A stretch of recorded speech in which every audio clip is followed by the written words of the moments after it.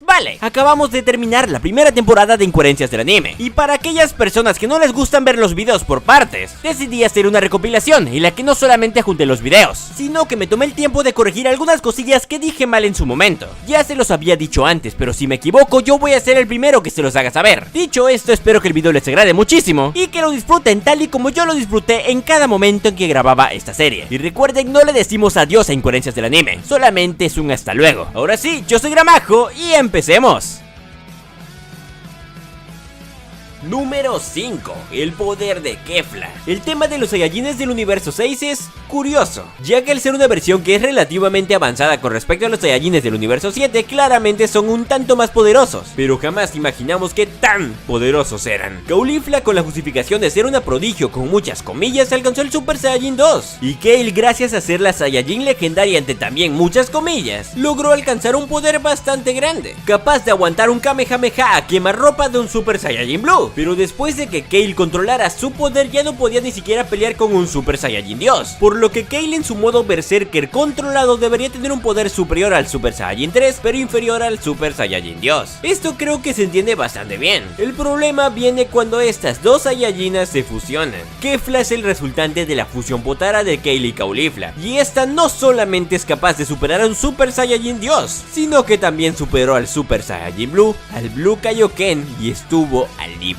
del Ultra Instinto Señal. Se necesitó de la base de una doctrina divina para vencer la fusión de una tipa con el Super Saiyajin 2 y una con un poder bastante más grande que el Super Saiyajin 3. Y esto ni siquiera es todo. La base de la fusión Potara te dice claramente que si el poder es muy desnivelado, la fusión puede tener consecuencias. Y vaya que el poder sí estaba desnivelado. Una apenas podía luchar con el Super Saiyajin 2 y la otra estaba luchando muchísimo para hacerle frente al Super Saiyajin Dios. Y bueno, la brecha sí es bastante grande. Que la fusión resultante de las dos Saiyajinas sea tan fuerte y que sobre todo no respete las bases de la fusión, claramente es incoherente. Y eso lo notaron tanto Toriyama como Toyotaro, ya que en el manga se trabaja de mucha mejor manera el poder de Kale y Caulifla. La Saiyajina prodigio se enfrentaría contra Freezer, y esta sería capaz de poner a Freezer en aprietos. Y según las propias palabras del emperador del mal, el poder en Super Saiyajin de Caulifla no tiene nada que ver con el poder de Goku en Namek. La Saiyajina es muchísimo más fuerte. Sin embargo, se quedaría bastante atrás en poder cuando Freezer se puso dorado. Y cuando Kale llegó a salvar a Caulifla, Freezer diría directamente que el ataque de Kale en estado base era más fuerte que el de Caulifla en Super Saiyajin, dándonos el primer indicio de que Kale tenía un poder bestial. Y de hecho poco después se confirma, ya que después de ver cómo Freezer destrozaba a Caulifla, este adquiriría su forma de Super Saiyajin, para posteriormente transformarse en su equivalente del Super Saiyajin legendario. Transformación que no solamente pudo superar a Golden Freezer, sino que también a Goku en Super Saiyajin Blue y en parte a Vegeta Super Saiyajin Blue y a Toppo. A diferencia del anime, en el manga Kale no controlaría el poder, y Caulifla, utilizando los arcillos Potara, se fusionaría con ella, creando a Kefla, pero versión manga. Y aunque según Vados y el universo 11, esta fusión era más fuerte que Kale descontrolada, esto se debe más a la genética prodigio de Caulifla y no tanto al poder de Kale, ya que siguiendo las reglas básicas de la fusión, esa estaba demasiado desequilibrada. Y de hecho, esto se respeta, ya que el mayor logro de Kefla fue poder hacerle frente y estar a la par de Gohan en su estado místico, el cual, aunque se menciona que es más fuerte, no ha alcanzado la flecha de poder del Super Saiyajin Dios, por lo que en el manga Kefla es muchísimo más débil que en el anime, lo cual tiene bastante lógica considerando las leyes de la fusión Potara. Número 4. Goku y número 17. En la minisaga donde reclutaban a los guerreros que irían al torneo del poder, Goku en ambas versiones, gracias a número 18, recordaría a número 17 y le pediría a Dende que lo llevara con él, ya que no puede teletransportarse hacia él, ya que no tiene ki. Hasta este punto las dos versiones son exactamente iguales, ya que Goku en el anime dice claramente que no ha tratado con él. Sin embargo, en el anime Goku reconoce como si nada número 17 con verlo solo una vez, diciendo que supo que era él porque tenía los ojos parecidos a los de 18. Y número 17 más adelante recapitula todo lo que vivió en la saga de Cell y dice claramente que jamás logró conocerlo, por lo que no tiene sentido que 17 unos minutos antes haya dicho que sí lo reconoció por su voz. Literal, en menos de 10 minutos contradijeron lo que dijo 17. En el manga esto se deja bastante claro. Goku no tiene ni idea de cómo es que se ve 17. combate, y de hecho lo confunde con uno de los bandidos, y solamente lo reconoce cuando se enfrenta a él, porque pues existen muy pocas personas con un poder similar, y de hecho 17 lo sigue atacando aún después de verle la cara. Esto porque no conocía el Super Saiyajin 3 de Goku, y solamente para de atacarlo cuando reconoce su voz, y explica que mientras estuvo dentro de Cell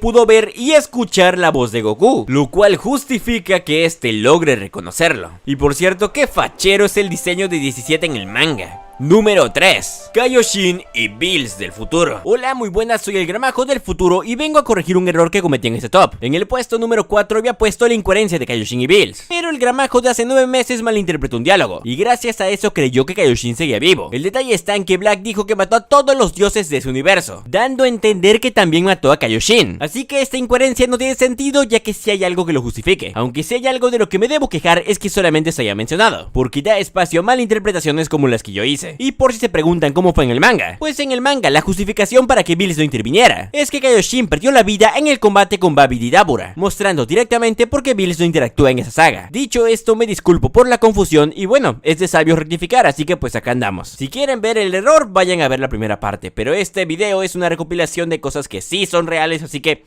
lo preferí quitar. Dicho esto, una disculpa por mi error y continuemos con el video. Número 2. Goku y Vegeta de la saga del futuro. A ver, honestamente este tema es demasiado simple, pero no puedo dejarlo pasar. Primero que nada, en el anime utilizaron 3 veces seguidas la máquina del tiempo. En el primer viaje fueron con Trunks, regresaron al futuro y conocieron a Goku Black.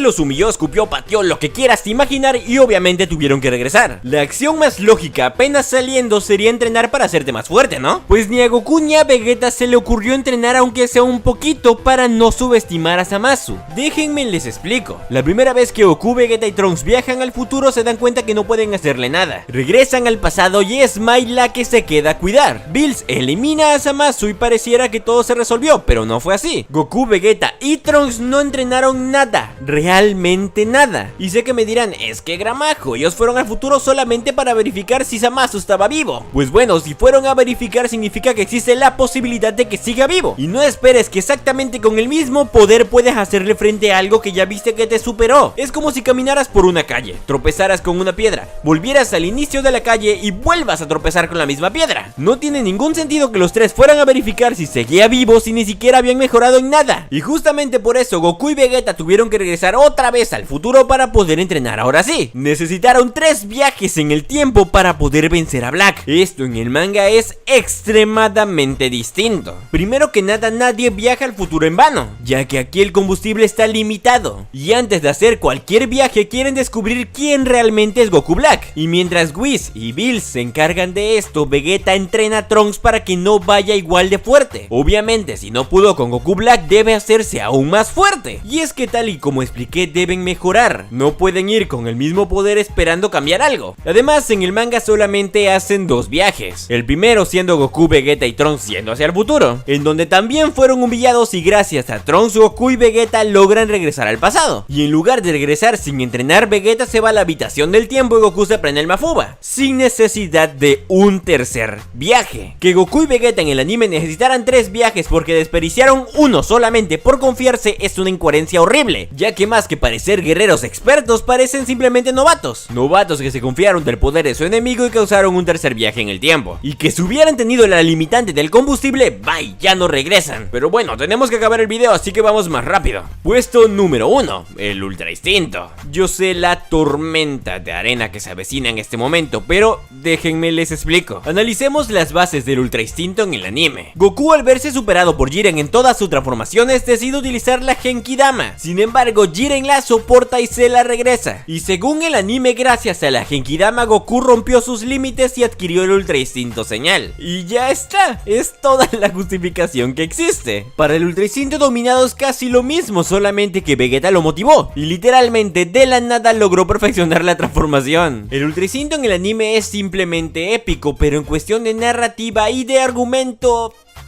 no tiene mucho. Y justamente para darle sentido a la transformación y explicar por qué no es igual a todas las demás, el manga lo explica de una forma espléndida. Goku, después de enfrentarse a Jiren y darse cuenta que con ninguna transformación podría hacerle frente, utilizaría los principios del Kaioken en el Super Saiyajin Blue, adquiriendo un poder bestial. Sin embargo, al ser solamente eso, poder, no le sería de utilidad, ya que como el mismo Jiren explica, Goku solamente adquirió poder a lo bruto, y al no estar acostumbrado a dicho poder no tiene sentido utilizarlo, y está cometiendo exactamente el mismo error que cometió Kale. Roshi, al notar que Goku no sabe qué hacer, se acerca a él y le pregunta qué significa la fuerza para él. Goku directamente contesta que con el Super Saiyajin Blue no tiene fuerza suficiente, y le pregunta que si lo que necesita es adquirir más poder. Roshi directamente le contesta que quién le enseñó eso, Vegeta o Freezer, ya que el poder no es la manera correcta de medir cómo se lleva un combate, y continúa diciendo que ellos no dominan las artes marciales para ganar batallas, lo hacen para superarse a sí mismos, y hasta que no aprenda a no sentirse intimidado por su oponente, seguirá siendo igual de inmaduro que como se conocieron, y le pide que recuerde todos los maestros que ha tenido y que recuerde qué es lo que le han enseñado. El maestro Karin le decía que desperdiciaba muchos movimientos y por eso se desgastaba muy rápido. Kaiosama le inculcó que no solamente debe entrenar su cuerpo, sino también su mente. Mr. Popo le demostró que debía ser tan tranquilo como el cielo y tan rápido como un rayo. Y finalmente Whis le pidió que le demostrara cómo es que su mente no debe controlar sus movimientos y que cada parte del cuerpo debe juzgar y actuar por su cuenta. Cada uno de sus maestros puso una semilla en Goku que pronto florecería, pero ninguna flor puede florecer si no hay un rayo de sol cerca, y es justamente ahí donde entra Roshi.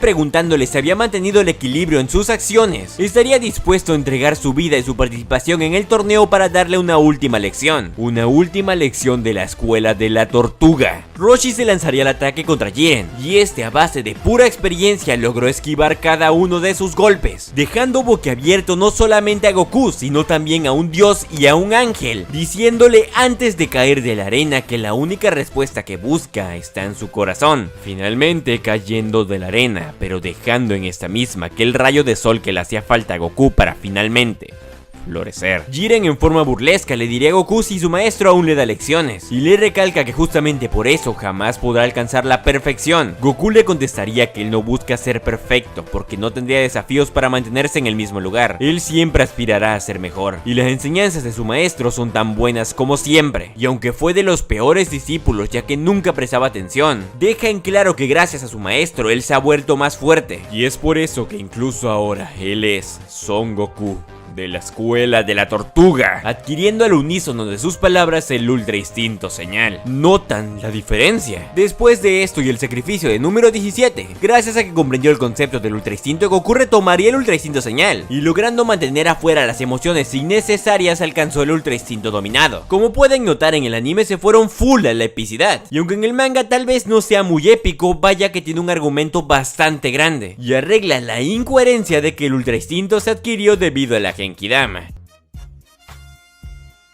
Número 5. La resistencia de Goku. El torneo de poder en el anime vaya que fue extenso, y por obvias razones tuvo una gran cantidad de peleas. El problema es que nuestro protagonista participó en muchas de las peleas que aparecieron en el anime. Primero recibió daño de dos tipos del universo 9, los cuales tenían la única misión de tirarlo fuera de la arena. Goku resistió, no cayó, y eso tiene sentido. Hasta ese momento Goku apenas peleó una vez. Después peleó junto a Vegeta contra Basil, Bergamo y el otro tipo que nunca me acuerdo el nombre. No recibió casi nada de daño y siguió peleando. Después de esto, la Saiyajina legendaria le daría una paliza a Goku, y como si nada. Y apenas noquean a Kale, el tipo va con Jiren a decirle que quiere pelear, sin descansar y sin tomarse un minuto. Literal, la acaban de acomodar y romper como 5 dientes, pero ya quiere pelear. Pelea contra Jiren, Jiren lo humilla, le lanza una Genkidama, Jiren se la regresa y Goku se la come entera. La Genkidama, golosos. Goku activa el ultra instinto y como si nada. Jiren lo vuelve a humillar y esta vez sí está medio cansado. Pero poco tiempo después, porque el torneo recordemos que dura 48 minutos, se levanta y se pone a pelear contra dos Saiyajinas del universo 6. Tiene la energía suficiente para humillarlas, lo cual tiene sentido por el Super Saiyajin Dios, pero después de la nada tiene energía suficiente para pelear en Super Saiyajin Blue y Super Saiyajin Blue Kaioken contra Kefla, para volver a activar el ultra instinto señal, el cual recordemos que tiene un desgaste enorme en el anime. Goku otra vez dice que está cansado y que se quiere tirar en el suelo, pero llega el universo 2, lo encierra en un agujero negro, y Goku de la nada tiene energía suficiente para transformarse en Super Saiyajin Blue y romper el bendito agujero negro, además de que pelea y resiste golpes de Aniraza, pelea junto a Vegeta contra Jiren, y todavía la aguanta en 1 vs 1 y activa el ultra instinto señal, y para colmo el ultra instinto dominado. Todo esto en menos de 48 minutos. Hermano, ¿cómo es que Goku aguantaba tanto? Literal, lo agarraron de saco de boxeo como 7 veces y el tipo estaba joya. Obviamente, Goku contaba con un plot armor enorme, ya que aguantó paliza tras paliza durante 48 minutos sin descansar. En el manga nada de esto pasa, y Goku solamente tiene 4 peleas. Él en Super Saiyajin contra las tropas del orgullo, en donde nuestro protagonista se estaba conteniendo para pelear contra Jiren. Goku y Hit contra Jiren, en donde el más dañado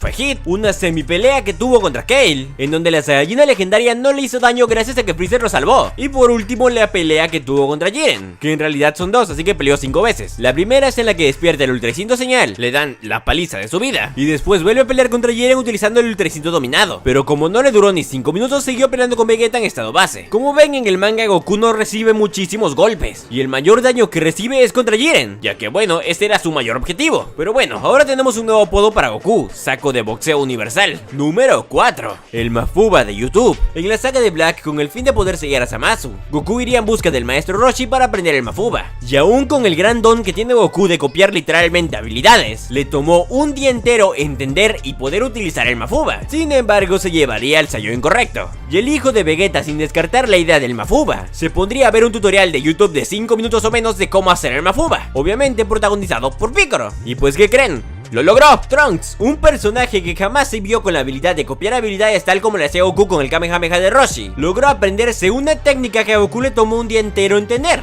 solamente viéndose un tutorial. Literalmente, solo eso. No es como que lo haya practicado muchísimo y con el tutorial pudo comprender la técnica y hacerla una y otra vez, sino que literal vio el video, lo intentó un par de veces y ¡pum! Lo puedo hacer perfecto. Por favor, alguien dígale a Piccolo que haga el tutorial del Macango Sapo o el Kamehameha. Capaz el tipo tiene la magia y es más eficiente que los maestros de la universidad. Bromita, maestros, si ven esto, por favor no me reprueben. ¿Cómo se resolvió esto en el manga? Se preguntarán. Pues simple. No aparece. Literal, no aparece. Goku utiliza el Mafuba, falla y abandonan la idea. Y listo, sin tutoriales, sin videos, sin nada, solamente pelea. Pero recuerden, si quieren algo rápido aprender, un video de Piccolo se deben ver. Número 3, la autodestrucción de 17. Este puesto es bastante sencillo, así que vamos rápido. En el anime, cuando Goku y Vegeta están siendo derrotados por Jiren, número 17 le hace frente y pone un montón de escudos enfrente suyo, para después decir unas frases súper motivadoras y decir que se va a autodestruir para poder hacerle frente a Jiren. Este finalmente se autodestruye, pero resulta que no, era bait. Y después aparece diciendo que lo arriesgó todo y tuvo la suerte de seguir vivo. ¿Cuál es el problema?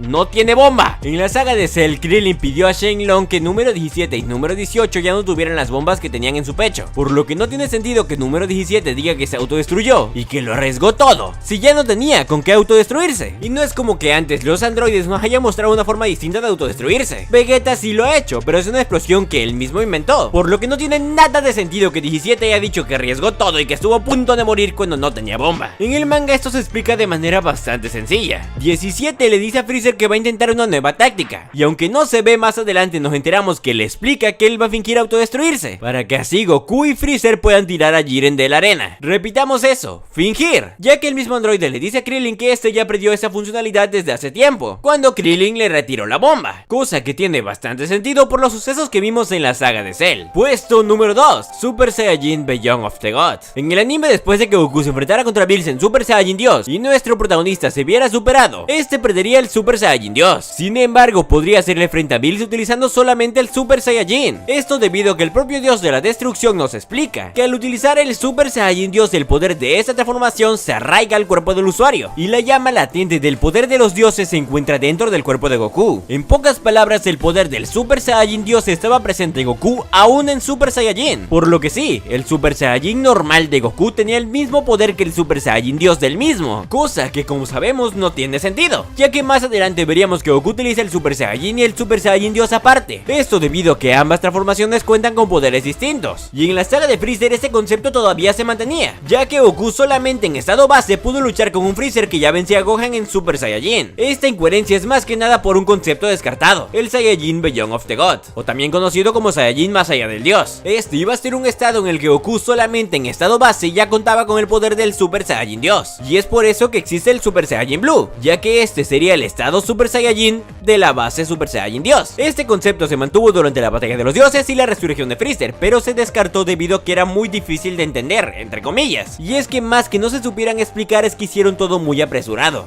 De una película a otra ya había otra transformación, lo cual no tenía sentido, no aprovecharon ni un momento el Super Saiyajin Dios. En el manga esto se descarta rápidamente, ya que no aparece. Goku pelea en Super Saiyajin Dios y cuando ya no tiene la transformación, ya no pelea, porque sabe que inutilizando el Super Saiyajin podría hacerle frente a Bills. Esta vez no puedo culpar a Toei, ya que la idea original era de Toriyama y Toyotaro, pero sí fue gracias a que Toei se dio cuenta que era demasiado enredado que tuvieron que cambiar el concepto. Esta vez no hay puestos honoríficos, pasemos al puesto 1 porque si no me da una embolia. Puesto número 1, Super Saiyajin Rage. Toda la energía que no había gastado en el video la voy a gastar en este puesto, no se preocupen. En la saga del futuro, en el anime, Trunks, al ver que no puede hacer nada en contra de Black y Zamasu, consumido por la impotencia, la ira y el odio, liberaría todo su poder en una nueva transformación, el Super Saiyajin Rage, transformación con la que su poder aumentó de forma garrafal y logró por unos momentos hacerle frente a Black en Super Saiyajin Rose. Su diseño es bastante simple, es la base del Super Saiyajin 2 pero sin pupilas y con el aura del Super Saiyajin Blue combinada con la del Super Saiyajin. Diseño fachero, buena presentación, buen poder.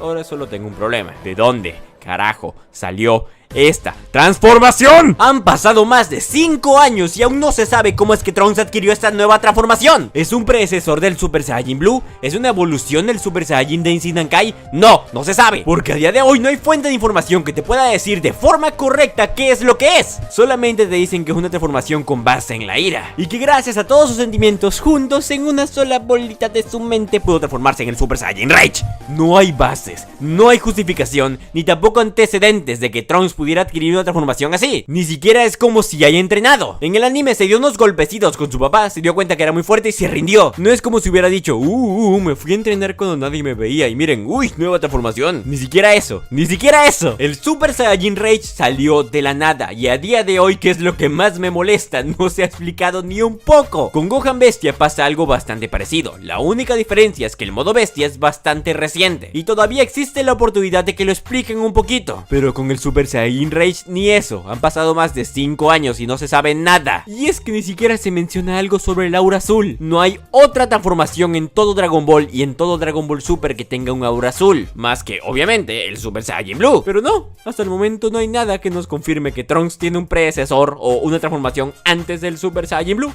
No hay nada. ¿Cómo se resuelve esto en el manga? Se preguntarán. Muy simple. ¡No aparece! En el manga, Trunks solamente sirve de soporte. Gracias a ser aprendiz de Kaioshin, cuentan con poderes de curación, y ese es su mayor aporte a la saga, lo cual tiene sentido, ya que el poder de Trunks no es ni una hormiga a comparación del poder de Goku y Vegeta. Y obviamente no van a darle un power-up salido de la nada para que tome protagonismo, ¿verdad? ¿Verdad, anime? Yo puedo meter las manos al fuego y decir que el Super Saiyajin Rage es la peor transformación de todo Dragon Ball. No solamente Dragon Ball Super, de todo Dragon Ball. ¿Y saben por qué me molesta tanto? Yo estuve más de 3 años esperando la respuesta de esa transformación, ya que me encantaba el diseño. Y de hecho fue mi fondo de pantalla durante más de 2 años. Y me pasó literal como Ego, el de Ratatouille, que entre más escuchaba solamente se le borraba la sonrisa de la cara, tal cual, así. Amo el diseño del Super Saiyajin Rage, pero no puedo negar que la transformación en cuestión de narrativa es asquerosa y no tiene justificación alguna. Y por eso se queda con el puesto número 1. Número 5. La personalidad de número 18. En el torneo del poder en el anime, pudimos observar de forma bastante detallada el cariño que se tenían los dos hermanos androides. Sin embargo, de parte de número 18, las actitudes que esta mostraba al observar la participación de número 17 fueron demasiado dramáticas, llegando hasta a llorar por el sacrificio de su hermano. A ver, sé que suena a algo que haría cualquier hermana, pero déjenme les explico. En la saga de los androides, tanto 17 como 18 se nos fueron presentados, y claramente junto a ellos sus personalidades también destacaron, siendo seres bastante fríos y serenos, llegando hasta a ser burlones porque realmente todo les daba igual, y actuaban de forma más protectora que cariñosa. Y es que tan solo con ver cómo 18 actuaba cuando absorbieron a su hermano basta para darse cuenta que su actitud era así. Esto en el manga cambia completamente, ya que en esta versión la actitud de número 18 es bastante parecida a la de la saga de Cell. El ejemplo más claro es cuando número 17 le dice a número 18 y a Krillin que por favor cuiden de sus hijos, ya que este se va a autodestruir. Y número 18, sin quebrantarse, doblegarse o siquiera entristecerse, contesta que sí, que no hay problema. Y es que hasta Krillin parece más triste y preocupado que número 18. Y es que aquí también influye que el androide cuenta con neuronas funcionales, ya que se dio cuenta al instante que lo que decía el número 17 era una farsa, ya que hace bastante tiempo que a los dos les quitaron las bombas. Por lo que sé, que el número 18 en el anime actúe más como una damisela preocupada que como el androide Serena que vimos en Z es bastante incoherente. Número 4. La sobreexplotación del Super Saiyajin Blue en el anime. En la resurrección de Freezer en el anime, se nos presentó por primera vez la transformación posterior al Super Saiyajin Dios, el Super Saiyajin Dios Super Saiyajin o Super Saiyajin Blue, forma que dejó obsoleta, entre comillas, a la transformación de cabello rojo bastante rápido. Y eso se entiende, pues en el anime el Super Saiyajin Blue no cuenta con ninguna limitante o consecuencia, siendo literalmente spameada cada que se podía. Goku confirma que perfeccionó el control de su energía en el Super Saiyajin Blue en medio de su pelea contra Hit, dejando un pobre desarrollo a esta transformación en la versión animada. Pero lo que más lo deja como una forma del montón es el cómo no para de utilizarse de forma recurrente, pues entra en acción en momentos donde claramente no debería estar. Lo vimos en la pelea contra Krillin, en la pelea contra Gohan y también en contra de número 17, personajes que si bien es probable necesitaran escenas para demostrar su crecimiento de poder o desarrollo, es exagerado el uso de una transformación de tal magnitud para demostrarlo, pues ¿qué caso tiene sacar el Blue para usarlo a una ínfima fracción de su poder completo, en vez de utilizar una forma inferior, pero que realmente sea poderosa, para así realmente demostrar que ese personaje obtuvo un incremento o evolución en su poder? Solamente utilizar el Blue así como así es un desperdicio de estamina y energía, pero peor aún, solo planteas duda de qué tan poderosa es tu transformación insignia en ese momento, pero dudas feas en las que se denigra demasiado el poder y se le quita importancia a lo poderosa que es esta transformación. En el manga, esto es bastante distinto, y es que el concepto del Super Saiyajin Blue se trabaja a lo largo de 2 sagas posteriores a la resurrección de Freezer, donde debutó esta forma, y esto para poder utilizarla de manera adecuada, ya que en la versión de Super del manga, el Blue cuenta con un poder bruto bastante superior al God, pero a la vez contaba con un enorme desgaste de energía, utilizándose solo en situaciones necesarias a través de estrategias como el switch de transformaciones o de la perfección de la misma fase, tal y como vimos en la propia saga de Black. Número 3. La Genki Espada de Trunks. Vale, creo que conocen muy bien mi opinión acerca del Trunks del anime y el Super Saiyajin Rage, pero aún hay algo de lo que no he hablado, y vaya que me hace falta. En la saga de Black en el anime, después de que Zamasu Fusion no pudiera ser derrotado ni siquiera por Vegito Blue, Trunks en Super Saiyajin Rage trataría de hacerle frente. Sin embargo, por obvias razones su poder no era suficiente, hasta que con su espada hecha de ki, apuntando al cielo, por alguna razón extraña, recolectaría la energía de todos los seres vivos del planeta, creando así una espada de ki aún más grande,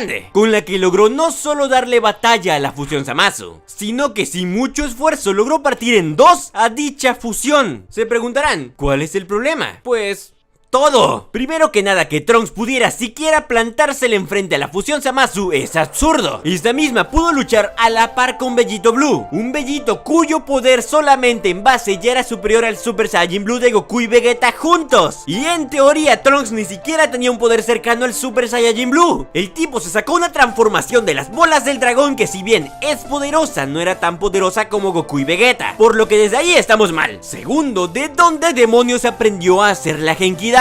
Ya sé que la técnica se llama Espada de la Esperanza, pero no me jodan, esa cosa es la Genki Dama con otra skin. Trunks de la nada se volvió a sacar una técnica súper conveniente para tomar protagonismo en la saga, porque bueno, es la saga de Trunks otra vez. Pero bien.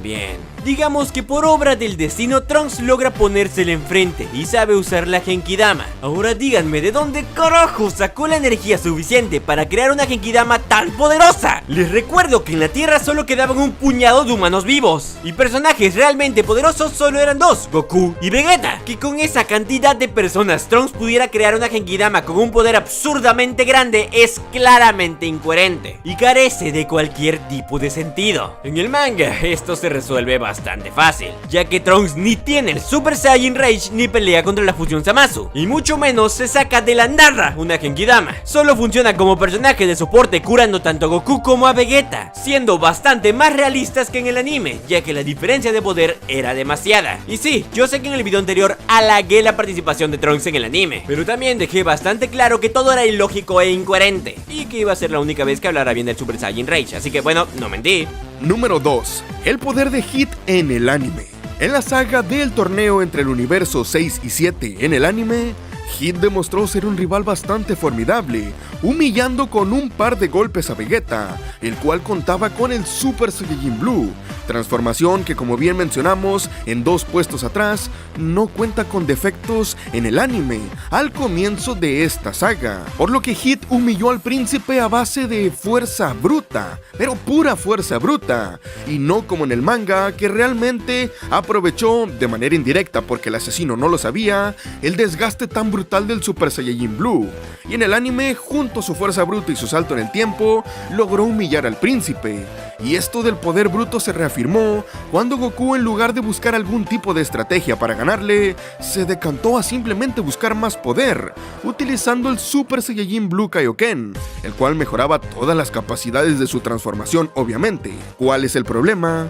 Pues que el concepto de Hit es ser un sicario que es fuerte por sus habilidades principalmente, y no por su fuerza, debido a que usar el salto en el tiempo no le quitaba casi nada de energía, y que en el anime el salto de tiempo se viera como algo que se puede superar simplemente siendo más fuerte y ya, obviamente es incoherente, pues superar en segundos alteraciones de espacio-tiempo súper entrenadas por un sicario con muchísimos años de experiencia, la verdad es que no me termina de convencer, sinceramente. Pero esto en el manga es distinto. Primero que nada, Hit pudo vencer a Vegeta utilizando el Super Saiyajin Blue, porque como les comenté anteriormente, esto fue gracias al desgaste de energía con el que cuenta esa transformación, y que Vegeta ya había utilizado dicha forma una vez antes contra Kiabe, por lo cual en su segundo uso, como dijo Whis, ya no era tan fuerte, e iba decreciendo tanto su poder, que Goku, solamente utilizando el Super Saiyajin, pudo hacer daño a Hit, pero ojo, descifrando sus saltos en el tiempo. Y lo superó con el God, ya que Hit solo podía usar correctamente su salto de tiempo con seres más débiles que él o que estuvieran a la par. Y Goku, con el Super Saiyajin Dios, era superior a Hit, quien se encontraba contenido en ese momento. Pero luego de que Hit termina expulsando todo el poder que tenía contenido, Goku sabe que no va a estar tan pareja la pelea, y al saber que está a la par de Hit, o quizá un poco en desventaja, sabe que el asesino podría ejercer con total eficacia su salto en el tiempo, por lo cual el Saiyajin decidió atacar de golpe con el Super Saiyajin Blue al final para terminar las cosas rápidamente antes de que el desgaste le comenzara a pasar factura, dando como resultado en la versión impresa una pelea mucho más pareja y principalmente estratégica, y no solamente estar viendo quién tiene más poder y grita más como en el anime, donde desgraciadamente Hit parece un personaje que solo se basa en su fuerza bruta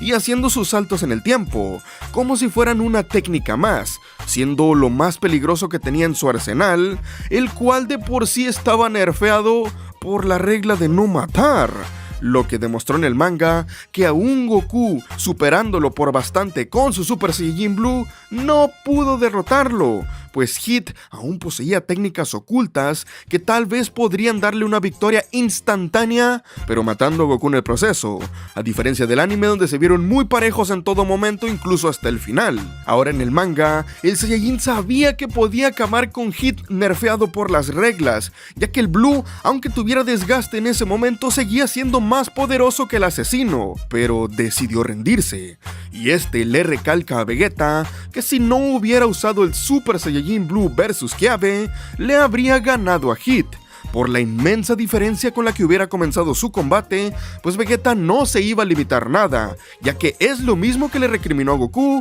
al no usar el Super Saiyajin Blue desde un inicio. Puesto número 1, la Genkidama contra Jiren. En el torneo del poder en el anime, después de que Goku utilizara cada una de sus transformaciones contra Jiren, sin más opciones que tomar, decidiría utilizar la Genkidama para hacerle daño al titán del universo 11. Sin embargo, ni siquiera con esa técnica pudo hacerle daño al marcianito, y de hecho Goku sería el que recibiría ese ataque. ¿Cuál es el problema?, se preguntarán. Pues bien, la Genkidama era la técnica menos adecuada que se pudo haber utilizado, ya que en todas sus apariciones se ha utilizado como último recurso para acabar con la vida de alguien o intentar hacerlo. Lo vimos con Vegeta, con Freezer y hasta con Majin Buu. Por lo que utilizar una técnica que tiene la capacidad de matar a alguien en un torneo donde está prohibido matar es estúpido. Además, hay que recalcar que en todas las demás apariciones de la Genkidama se necesitó de la energía de cientos, miles y millones de personas en el caso de Majin Buu para que siquiera pudiera llegar a ser funcional. ¿De dónde carajo Goku sacó tanta energía para hacer una Genkidama tan grande que se veía grande, aún considerando el tamaño de la arena del torneo del poder, la cual de por sí ya es gigantesca? Y es que realmente solamente el universo 7 le dio energías, y eso sin contar a Vegeta, porque el tipo se rehusó a darle energía. No tiene sentido que con otra vez un puñado de personas sin mucha fe la Genkidama fuera tan poderosa. Y finalmente, en concepto, la Genkidama está hecha para dañar a todos aquellos que tengan energía negativa o maligna dentro de sí, razón por la que Gohan pudo devolver sin problemas la Genkidama cuando Goku la utilizó en Dragon Ball Z. Por lo que utilizar la Genkidama contra un enemigo que no es maligno, sino que tiene como objetivo pelear por su universo y ganar un deseo para él, es absurdo, ya que al ser literal un héroe en su universo podría regresar la Genkidama sin siquiera utilizar energía. Esto en el manga se resuelve bastante fácil, simplemente hacen que Goku logre hacer funcionar sus neuronas y no utiliza esa técnica, por todos los contras que hemos mencionado. En pocas palabras, el error que el anime cometió se resuelve simplemente descartando esta idea, por lo increíblemente absurda que era. Número 5. Vegito Blue contra Zamasu. En el anime, después de que tanto Goku como Vegeta se vieran superados por la fusión Zamasu, Kaioshin les proporcionaría los arcillos para que puedan fusionarse. Y aunque Vegeta se resiste un poco, al final sí lo terminan haciendo, trayendo a Vegito. Que solo para que lo recuerden, el poder base de Vegito ya era superior al Super Saiyajin Blue de Goku y Vegeta juntos. Eso solamente en base. Pero Vegito ni en broma se quedó solamente en base. Directamente se transformó en Super Saiyajin Blue, con todo y lo que esa transformación implica. Y es que creo que no magnifican la cantidad de poder que es esto. Si Vegito se transformaba en Super Saiyajin, sería 50 veces más fuerte que el Super Saiyajin Blue de Goku y Vegeta juntos. Si se transformaba en Super Saiyajin 2, sería 100 veces más fuerte que Goku y Vegeta en Super Saiyajin Blue juntos. Y si se transformaba en Super Saiyajin 3, sería 400 veces más fuerte que Goku y Vegeta en Super Saiyajin Blue juntos. Es decir, que ni siquiera Goku con el Kaioken por 500 podría alcanzar a un Vegito en Super Saiyajin 3. Pero Vegito no usó el Super Saiyajin 3. Vegito utilizó el Super Saiyajin Blue, una transformación que como mínimo multiplica miles o decenas de miles de veces el estado base. Es decir, que Vegito en Super Saiyajin Blue era miles o decenas de miles de veces más fuerte que Goku y Vegeta en Super Saiyajin Blue juntos. Y aún así, la fusión de Goku Black con el Super Saiyajin Rose y Zamasu pudo hacerle frente. La fusión Zamasu no debería estar ni cerca del poder de Vegito, porque aparte de ser una fusión desequilibrada, no cuenta con el poder necesario para poder siquiera igualarlo. Black tenía el Super Saiyajin Rose, una transformación que en cuestión de poder era prácticamente igual al Super Saiyajin Blue, pero Zamasu apenas si podía alcanzar el poder de un Super Saiyajin 2. Ya si quieren inflarlo muchísimo, podríamos decir que Zamasu alcanzó el poder de un Super Saiyajin 3 con la inmortalidad. Pero es que la diferencia de poder que hay entre un Super Saiyajin 3 y un Super Saiyajin Blue es absurda. Ni siquiera con eso tendría sentido el poder. El hecho de que la fusión Zamasu pudiera siquiera hacerle frente a Vegito no tiene sentido. Y como no podía ser de otra forma, esto se arregla en el manga. En el manga el poder de Black y Zamasu es prácticamente el mismo. Black a duras penas podía luchar con el Super Saiyajin Blue de Vegeta, y Zamasu como mucho podía superar el Super Saiyajin de Goku. Es por eso que cuando se fusionan, lo máximo que pueden hacer es vencer a Goku y Vegeta en Super Saiyajin Blue. Pero cuando Vegito aparece, estando solamente en base, este logra arrancarle un brazo a Zamasu fácilmente. fácilmente, demostrando que desde el estado base ya era bastante superior a la fusión, y cuando este se transforma en Super Saiyajin Blue la diferencia de poder es absurda. En el poco tiempo que duró Bellito, Zamasu no pudo hacerle nada, porque como dije, la diferencia de poder era bastante grande. Es por eso que más adelante Goku solamente utilizando el Super Saiyajin Blue perfeccionado pudo hacerle frente, no porque tuviera un poder similar a Bellito, sino porque el verdadero poder de la fusión realmente no era mucho, a comparación de su inflada versión del anime que, Dios mío, se vencía a cualquiera que le pusieran enfrente.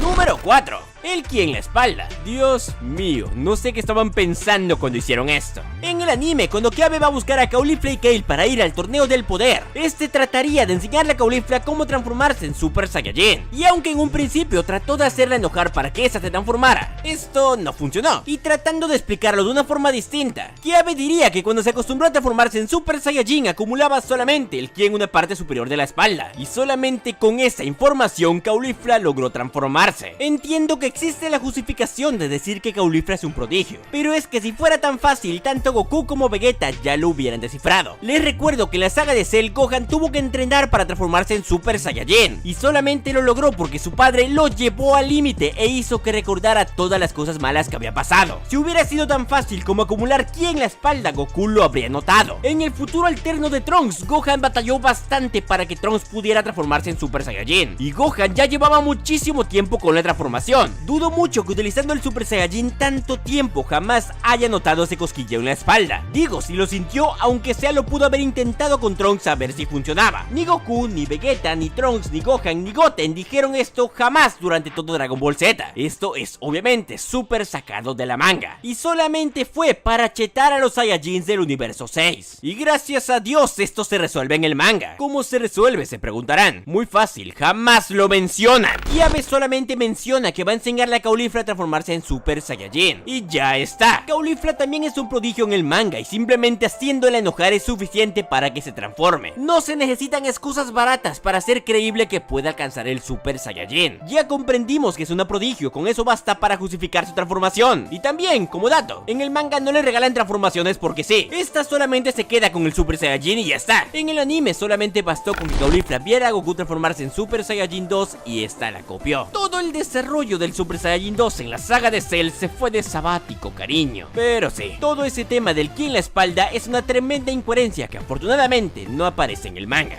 Número 3. Los Zenkais de Black. En la saga de Black en el anime, cuando ese mismo viaja al pasado y se enfrenta con Goku, es regresado fácilmente al futuro por la brecha temporal, y cuando llega al futuro y se postra en el suelo, da a entender que gracias al combate con Goku, este se hizo más fuerte, ya que cada vez que pelea con alguien más fuerte se puede adaptar mucho más rápido al cuerpo. Prácticamente lo que está describiendo son los Zenkais. El problema está en que Black recibe el poder de los Zenkais sin curarse. Justamente cuando acababa de luchar con Goku en Super Saiyajin, este ni siquiera se curó y ya decía que era más fuerte. En su combate contra Vegeta, este solamente en estado base aguantó una paliza de este mismo en Super Saiyajin Blue. No sé si me doy a entender, pero Black en base aguantó los golpes de un Super Saiyajin Blue para después solamente sacudirse el polvo y transformarse en Super Saiyajin Rose. No sé si notan el problema, pero es que Black pasó de hacerle frente a un Super Saiyajin a tanquearse golpes de un Super Saiyajin Blue. En el anime trataron de aplicar el concepto de los Zenkais, pero parece que se les olvidó un pequeño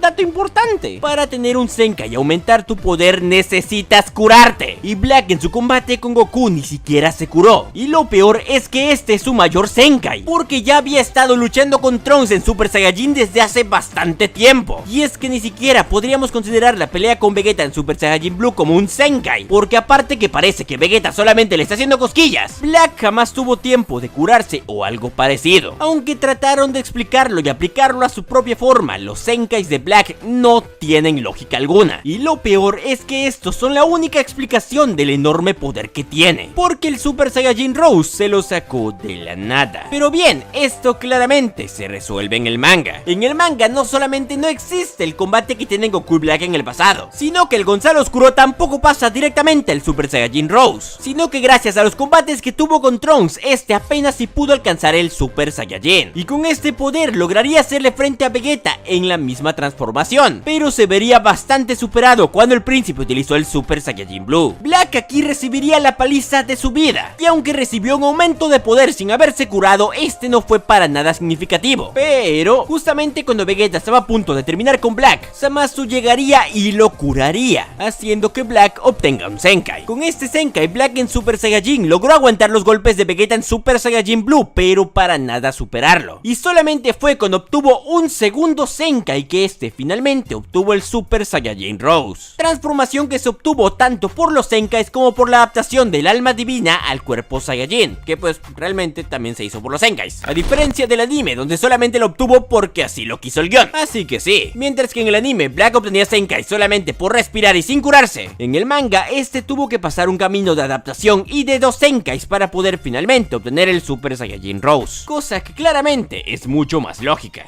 Número 2. El castigo de los dioses. Este punto es mucho más sencillo de explicar, así que lo haremos rápidamente. En el anime, justamente después de que Goku dominó el Ultra Instinto y le dio la paliza de su vida a Jiren, este estaba a punto de darle el golpe final, pero justamente cuando estaba a nada de lanzarlo, Goku se vería rodeado por una energía morada, la cual le haría bastante daño, y según a palabras de Whis, este era el castigo divino que recibía un dios por haber superado sus límites, y que jamás imaginó que el castigo fuera tan severo. Ahora yo me pregunto, ¿y qué más hay? El Ultra Instinto solamente requiere que la mente y el cuerpo estén en completa sincronía. No debería existir ningún desgaste ni castigo porque no hay nada que lo justifique. Aquí Whis no actúa como que el cuerpo de Goku fue el culpable. Actúa como si un factor externo, como un dios superior a ellos, le hubiera dado el castigo a Goku. Es por eso que en ese tiempo se creía que cualquier otro personaje fue el que atacó a Goku, porque no hay otra justificación. Ese castigo de los dioses está sacado de la manga. Y lo que más me molesta es que aquí Whis actúa como si no supiera nada del Ultra Instinto. Dice, oh, jamás imaginé que el precio fuera tan alto. Cabrón, utilizas el Ultra Instinto hasta para ir al baño. Esta semi-explicación y sorpresa de Whis no tiene sentido. Si el problema es el cansancio del cuerpo, entonces ¿por qué libera esa aura morada? Si estás cansado y no tienes energía, dudo mucho que liberar ki en forma de energía sirva de algo. Esto fue hecho solamente para hacer el momento más dramático, pero a cambio dejaron un poquito olvidada la lógica. Esto en el manga es bastante distinto. Aquí jamás se menciona ninguna barbaridad como el castigo de los dioses. Las veces en las que Goku pierde el Ultra Instinto es porque este no lo ha practicado lo suficiente. La primera vez que lo obtiene, el mismo Whis lo dice. Goku encontró la forma de acceder a él, pero nada más que eso. Y cuando Goku finalmente logra dominarlo, Whis deja en claro que la única razón por la que Goku está siendo superado es por el potencial de Jiren y porque no lo ha entrenado lo suficiente. Nada de castigos divinos ni nada parecido. Cuando Goku pierde el Ultra Instinto, solamente vuelve a su estado base. No hay ningún daño ni nada extra, solamente eso, volver a su estado base, porque el Ultra Instinto no tiene castigo divino. Y que hayan implementado ese concepto en el anime no tiene sentido alguno, porque no concuerda para nada con el concepto del Ultra Instinto. Pero bien, pasemos directamente al puesto 1 porque si no me va a dar tremenda embolia. Puesto número 1, Blue Kaioken por 10. En la saga del torneo entre el universo 6 y 7 en el anime, Goku se enfrentaría contra Hit, y al verse acorralado en el Super Saiyajin Blue, este combinaría el Kaioken con la transformación azul. Hasta aquí todo bien. Se puede entender completamente que Goku puede utilizar el Kaioken en el Super Saiyajin Blue. El tipo ha entrenado su cuerpo lo suficiente para poder aguantarlo. Imagino que con ese poder ya podrá hacerle frente a Hit, ¿no es así? Pues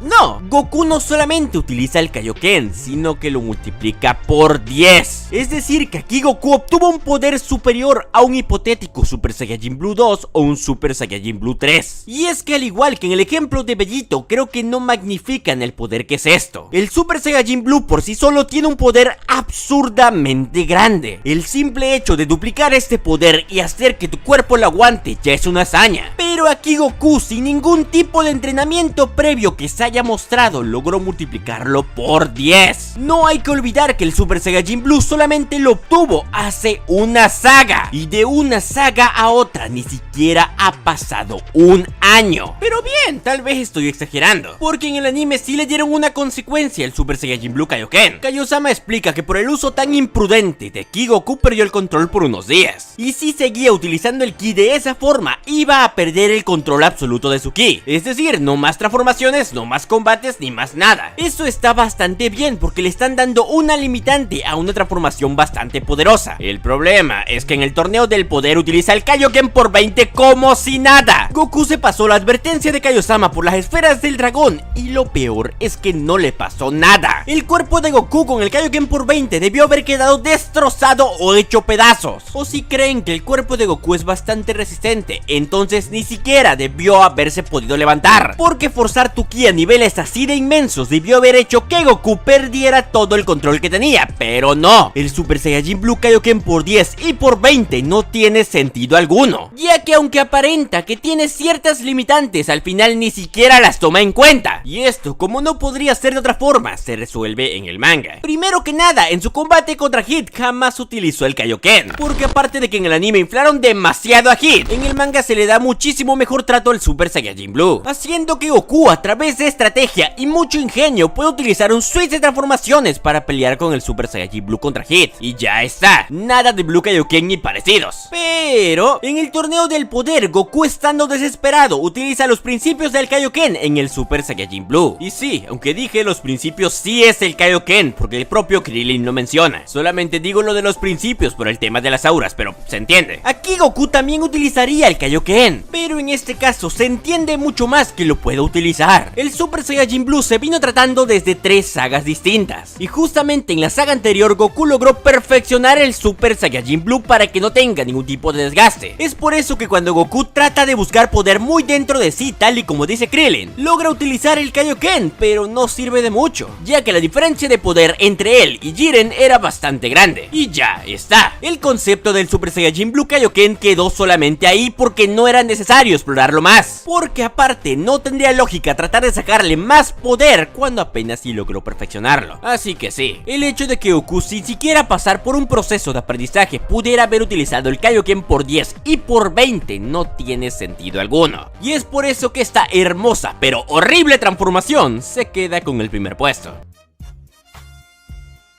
Número 5. El viaje de Black. Este punto ya lo hablé muy por encima en el video de Black Anime y Manga, y de hecho hasta mencioné que lo iba a poner en esta sección, porque de verdad es una incoherencia enorme. Pero bien, ¿de qué estamos hablando? En el anime, después de que Trunks llegara al pasado y peleara con Goku, mágicamente y por obra del destino, Black con el anillo del tiempo también viajaría al pasado, y tendría un enfrentamiento con Goku, hasta que la distorsión espacio-tiempo se lo tragó otra vez, y lo llevó de vuelta a su futuro. Hasta aquí todo normal. Si lo hubieran dejado así, pues no hubiera pasado gran cosa. La cosa que trae Black en la mano se llama anillo del tiempo. Es medio lógico considerar que podría viajar hacia el pasado, pero obviamente no lo dejaron así. Y cuando Gowasu le explica a Zamasu cómo es que funciona el anillo del tiempo, le dice explícitamente que solamente sirve para viajar en el futuro, haciendo que el viaje en el tiempo de Black hacia el pasado quede como una tremenda incoherencia. Y sí, he escuchado 1001 justificaciones. Hay algunos que dicen que convenientemente la máquina del tiempo ayudó en eso. Y sí, eso no es una teoría, de hecho el propio anime lo dice. Pero en ese caso hay dos cosas súper convenientes. Es una distorsión temporal, no un portal. El hecho de que haya llegado al mismo pasado de Trunks ya es una hazaña, pero después regresa a su futuro como si nada. Son dos tremendas coincidencias, y es súper conveniente que estas dos tremendas incoherencias no hayan creado otro anillo del tiempo, porque si Black no viajaba al pasado tendrían la máquina del tiempo. Hablo de la original con la que Trunks regresó, porque Black la destruyó cuando viajó al pasado. Con eso se hubiera creado otro anillo del tiempo, tal y como pasó con la eliminación de Zamasu y Bills, pero no, aquí se pasaron eso por las esferas del dragón. El simple hecho de que Black haya viajado al pasado rompió la única regla que tenían los anillos del tiempo, y como no podía ser de otra forma, esto se resuelve en el manga. En el manga, Black directamente no viaja al pasado.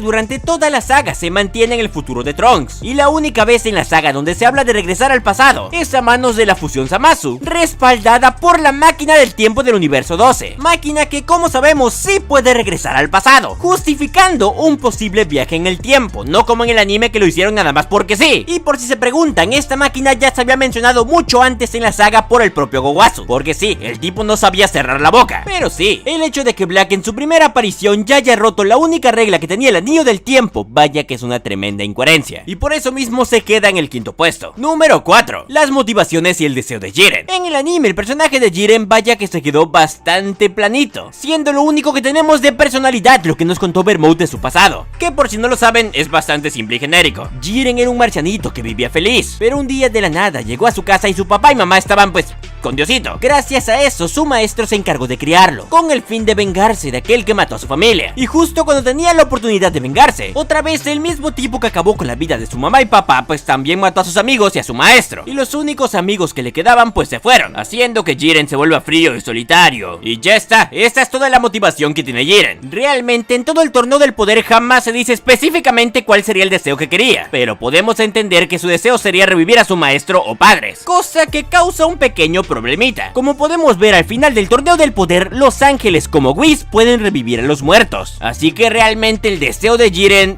no es tan necesario. Vados sin problemas, si Bermouth se lo pide, puede revivir al maestro o a los padres de Jiren. Y sé que van a decir, pero Gramajo, si hacían esto, Jiren no tenía motivación para ir al torneo. Pues de hecho no, hubiera tenido aún más motivación, ya que tendría que proteger a su familia y a su maestro, demostrándole lo fuerte que se ha hecho en un torneo donde estarán solamente los más fuertes. Motivación como mínimo sí que tendría, y de hecho hasta podría ser que su maestro le enseñara aún más cosas que le faltaron conocer en el torneo del poder. Así que no, simplemente no hay justificación para que no lo hayan revivido, ya que en el anime no pusieron ninguna limitante que impidiera esto. En el manga claramente arreglaron esto de una forma bastante sencilla. El reclutamiento de Jiren es exactamente igual, lo llevaron al torneo por las esferas del dragón, pero en esta ocasión ponen una limitante que impide que Margarita pueda revivir al maestro de Jiren. Y es que cuando el Gris estaba siendo acorralado por Goku y Vegeta, mientras Bermouth y el Kaioshin de su universo hablaban del maestro Gishin, Margarita dejaría en claro que ella no puede revivirlo ya que fue asesinado por un demonio, y los ángeles no pueden revivir a aquellos que fueron asesinados por un demonio. Así que desde ahí ya hay una justificación para que no lo reviva ella, haciendo que la motivación de Jiren de querer revivir a su maestro tenga mucho más peso y sea mucho más coherente, ya que en esta ocasión no hay ninguna otra forma de revivirlo y demostrarle lo fuerte que se ha hecho. Porque sí, la motivación de Jiren en el manga es obtener la aprobación de su maestro, cosa que como dije obtiene mucho más valor en el manga por la justificación que le dieron. Número 3. La resistencia de Mai. Creo que ya se volvió rutina que hayan dos puestos de la saga de Black en estos videos, pero pues ni modos, la saga tiene muchas incoherencias. Y es que justamente en esta saga, cuando Trunks y Mai se encontraban escapando de Black, estos dos en equipo decidirían pelear contra él. Y si bien Trunks en Super Saiyajin podía llevarle un poco el ritmo, Mai por obvias razones no podría hacerlo. Y en un descuido del hijo de Vegeta, Mai recibiría un ataque directo de Black, el cual por obvias razones acabaría con su vida. Ah, espera, ¿cómo que no murió? Bueno, quiero imaginar que lo justificarán con algo, ¿no? ¿Qué? ¿Cómo que tampoco? Mai solamente se mantuvo viva por obra de Dios, ya que resistió el tiempo necesario para que Trunks le diera la semilla. Y es que miren, si la herida fuera de bala, de una granada o algo parecido, todavía lo entendería, pero estamos hablando de un ataque de Black, un ataque que tal y como se vio en el anime generó una explosión enorme. Y sé que van a decir, no, Gramajo, Black se contuvo al lanzar ese ataque, pero es que no hay forma de que se pudiera contener tanto. Hasta Raditz moviendo un pulgar pudo matar a un humano normal, y Mai, si bien es valiente y todo, no deja de serlo. Black le lanzó una bola de energía que generó una explosión. Es imposible que una humana común y corriente haya sobrevivido, ya que no fue una explosión que le cayó al lado, Black se la lanzó directamente a ella. Y de hecho es curioso, ya que en la escena en la que vemos como Mai lidera todo el ejército, Black le lanza bastantes bolas de energía y pues los humanos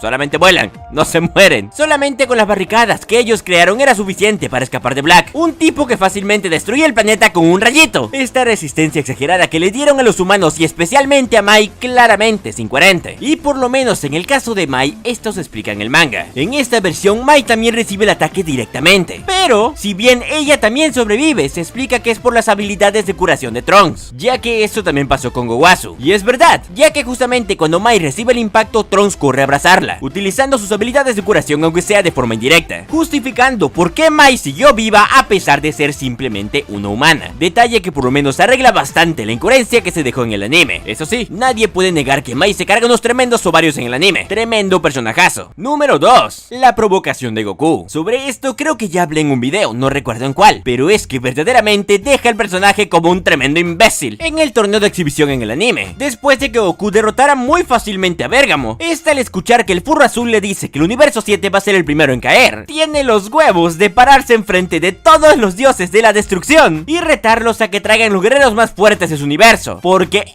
él se va a hacer cargo de enfrentarlos. Obviamente todos los dioses se enojan al escuchar esto, ya que aparte hay que tener el contexto que Goku le acaba de ganar a Bergamo, el tipo que le pidió a Zenosama que si ganaba la pelea eliminara la regla de eliminar los universos. O sea, Goku acaba de agarrarse de enemigos a todos los universos nada más porque sí, y lo peor es que 2 veces. En serio no entiendo qué es lo que trataba de plantear Toei con esto. Acá banco completamente a Bergamo. Goku parece un tremendo villano, y considerando el tremendo riesgo que hay en el torneo del poder, me parece súper incoherente que Goku haya actuado así, porque durante todo el anime de Super, Goku actúa de una forma súper irrespetuosa hacia los dioses, cosa que no entiendo por qué lo hicieron así. En el manga claramente esta escena no aparece, y de hecho la única razón por la que Goku pelea en el torneo de exhibición es porque Zenosama se lo pidió directamente, ya que hasta él mismo dice que no le aguantaría ni un segundo a un dios de la destrucción. Y cuando acaba su combate contra Toppo y pierde, para nada se pone como loco a gritarle a los dioses de la destrucción. Al contrario, se porta bastante humilde con Toppo a pesar de haber perdido, sorprendiéndose y hasta sintiendo un poco de miedo al enterarse de Jiren. Y de hecho, como dato curioso, en el manga se encargan de hacer ver que el torneo del poder en este caso fue una idea correcta, ya que hasta el propio Whis dice que es una segunda oportunidad para los universos débiles. Así que sí, obviamente esa provocación de Goku hacia los dioses de la destrucción es completamente incoherente e irracional, y afortunadamente en el manga por lo menos le quedan un par de neuronas funcionales. Se queda con el segundo lugar solamente porque el primer puesto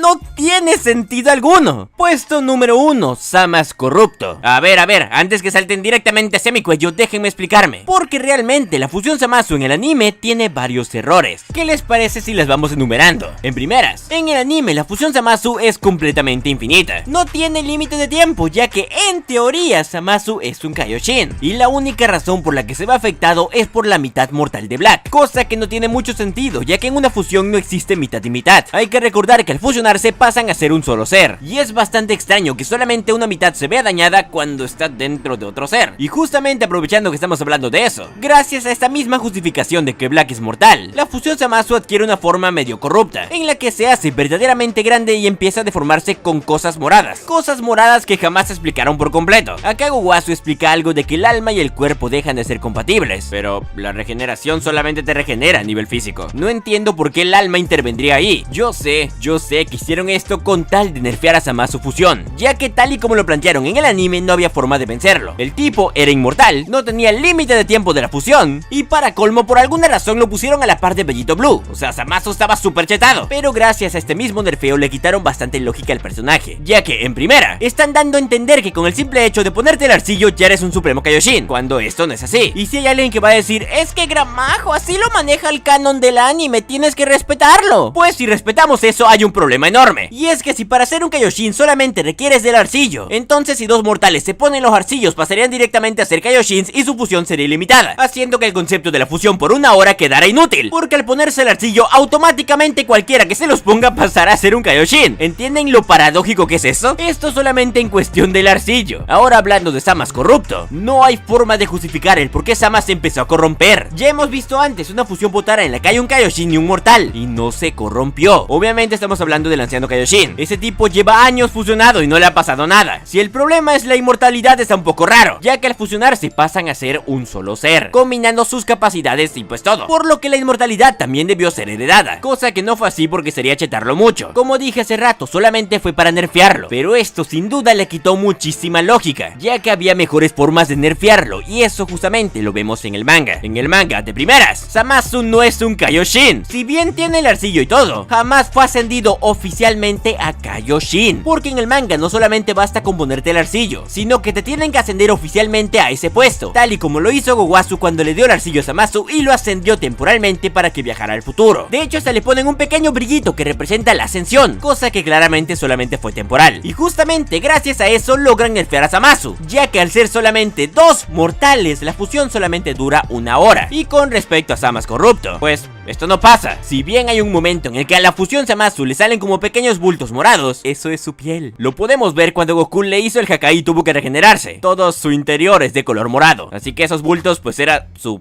interior saliéndose. Tablos estaría muy orgulloso de esto. Claramente Zamasu no puede sufrir una corrupción ya que es una fusión, y al fusionarse la inmortalidad pasa a ser parte de esta misma. Lo único que sí tienen en común ambas versiones es que su final es una tremenda mierda. ¿A quién se le ocurrió poner a Zamasu como un planeta? ¿Y quién fue el desquiciado que se le ocurrió poner a Zamasu con clones? En definitiva, ninguna de las dos versiones supo cerrar bien al personaje. Pero con respecto a Zamasu corrupto y al tema de la fusión, afortunadamente el manga pudo resolverlo de forma correcta. Y aunque no lo crean, decir esto me pone bastante nostálgico. Ya van 5 partes de incoherencias del anime. Cada una de esas partes va reconociendo mi crecimiento como creador, y eso, no sé, me da bastante nostalgia. Agradezco mucho, pero mucho de verdad, que hayan apoyado tanto a cada una de esas partes. Gracias a eso hay gente que me conoce y formamos una comunidad que a día de hoy me sigue pareciendo muy linda. De verdad nunca voy a poder agradecerles tanto, pero aunque sea lo voy a intentar. Y no se preocupen que esa serie podrá terminar, pero nosotros apenas vamos empezando. Y cuando regrese el anime claramente la vamos a retomar. ¿Qué? No me juzguen, ocupo comer. Pero bueno, esta solamente es mi opinión y quiero oírla de ustedes, así que dejen sus comentarios aquí abajo. No olviden darle like si el video les gustó, compartir me ayudaría muchísimo, suscribirte me ayudaría muchísimo más. Sígueme en todas mis redes sociales y pues me despido. Yo soy Gramajo y nos vemos en la próxima.